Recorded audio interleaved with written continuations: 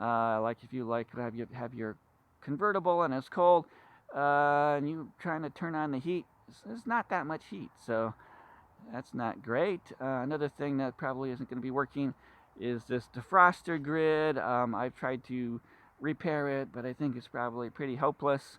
Although I have found that you really probably don't need it too much. The bigger problem is if you get a lot of condensation on your front windshield, and it just takes a while before that condensation can be cleared off. Now, another thing to be aware with the Corvette is that you have these windshield wipers, and they just barely fit underneath the hood here. So if you're thinking you're going to get some fancy windshield wipers that have some big plastic connectors, you can't.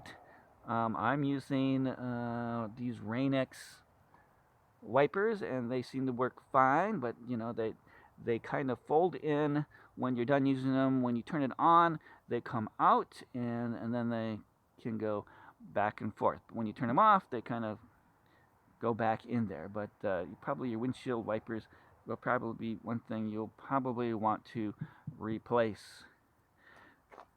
So I think I have pretty much covered most of the big things that I had to do on this car.